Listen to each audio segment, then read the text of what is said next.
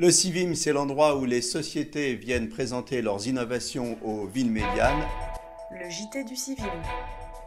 Avec moi en duplex, trois sociétés, trois innovations majeures. Franck Cazenave, Bosch Real Estate, on commence avec vous. Bonjour à toutes et à tous.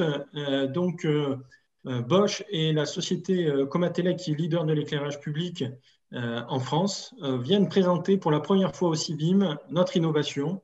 C'est un éclairage public intelligent. Donc, un capteur optique Bosch est intégré à l'intérieur du luminaire de Comatelec pour détecter des piétons, des véhicules et ainsi adapter l'éclairage public suivant les flux dans la rue de piétons ou de véhicules.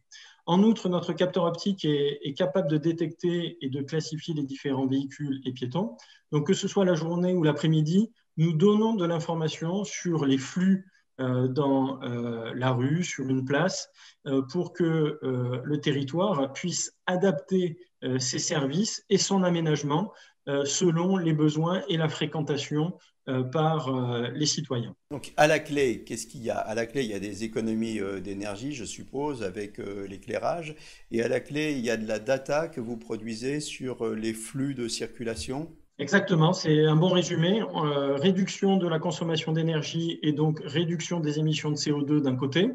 Et puis de l'autre, on génère des données qui sont anonymes et donc que la ville peut ou le territoire utiliser pour mieux appréhender la fréquentation des lieux, que ce soit une rue, une place, une esplanade, selon les besoins et où se trouve la solution d'éclairage public intelligente développée par Comatelec et Bosch. C'est un service que vous lancez ou vous avez déjà un retour d'expérience sur des sites bêta? Alors, nous avons déjà un retour d'expérience. La ville de Toulouse a été la première à tester notre innovation et Joël Lavergne, responsable de l'éclairage public de la ville de Toulouse, s'est exprimé sur notre innovation et donc elle est en cours de déploiement et nous avons des discussions déjà avec d'autres territoires et aussi des entreprises privées pour aider,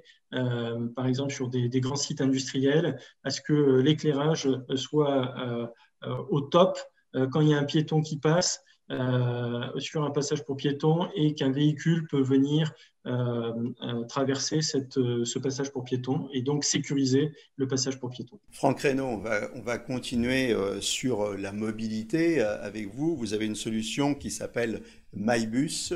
Est-ce que vous pouvez nous en dire quelques mots? MyBus, c'est une solution qui facilite la vie des usagers des transports en commun partout en France, qu'ils soient sur des petits, moyens ou gros réseaux.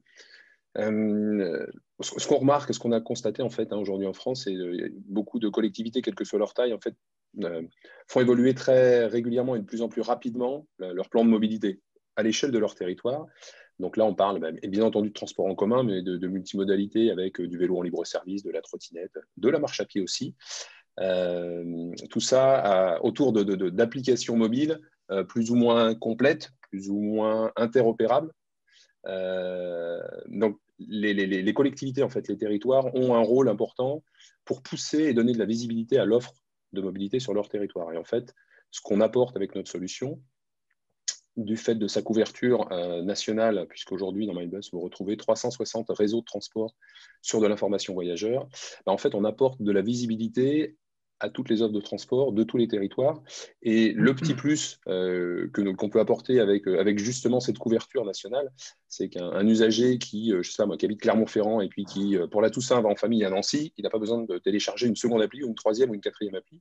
Il peut à la fois s'informer et avoir ces types de transport dans une seule et même application mobile. Alors ça, c'est quelque chose effectivement de confortable hein, quand on voyage, de ne pas avoir toujours à rechercher une appli par ville. C'est quelque chose d'important. Mais alors justement, le fait que vous travaillez avec 360 réseaux de transport, c'est beaucoup, 360 réseaux de transport. Est-ce que l'expérience des uns vous aide à conseiller les autres? Est-ce qu'il y a des va-et-vient comme ça? Alors oui, c'est aussi un des avantages que procurent les solutions mutualisées, en fait, je dirais, comme les nôtres, c'est que ce qu'on peut développer sur un territoire, par exemple, pour un réseau dans le sud-ouest de la France, on a développé une fonctionnalité pour les personnes malvoyantes. C'est quelque chose qu'on est en train d'intégrer dans l'intégralité de nos réseaux. Donc, il y a des synergies de ce type-là. Puis, les problématiques que rencontre chaque territoire en France, quelle que soit leur taille, il y a des particularités liées à la taille, bien entendu, mais tous ont des projets autour de vélos, autour de véhicules propres, etc. L'idée, c'est vraiment de mettre tout ça en visibilité et en synergie. Et clairement, un des points forts de notre application, c'est vraiment de faire bénéficier à tous les territoires d'innovations ou de particularités qu'on aurait pu résoudre, des problématiques qu'on aurait pu résoudre sur les autres territoires. Absolument. Et tout ça, ça nous amène, on parle de territoire, ça nous amène aux citoyens. Et vous, Pierre Forêt, vous avez un réseau citoyen. Tout à fait. Donc, le réseau social Agora est un outil de démocratie participative qui va faciliter et dynamiser l'interaction entre tous les acteurs pour un développement cohérent des communes. Il va permettre de décider donc ensemble de l'avenir de la commune. Les élus, les habitants, les associations, les architectes vont pouvoir échanger, informer, consulter en temps réel grâce à une application mobile. Comment les citoyens interagissent avec votre application? Alors, ce sont les élus qui vont, eux, directement échanger avec les citoyens, donc au sujet de l'amélioration du territoire, au travers de consultations citoyennes. Donc, les habitants vont, via leur smartphone, exprimer leurs besoins, mais aussi échanger sur l'amélioration du territoire, proposer des nouvelles idées, signaler des anomalies, participer aux événements des associations. Et les collectivités vont pouvoir informer à tout moment la population des actualités du territoire, donc sonder les administrés sur tous les sujets qui sont en lien avec le développement durable des territoires. On le voit, donc la connectivité, l'interopérabilité vont être au cœur de ce CIVIM. Je vous donne rendez-vous vendredi à 9h.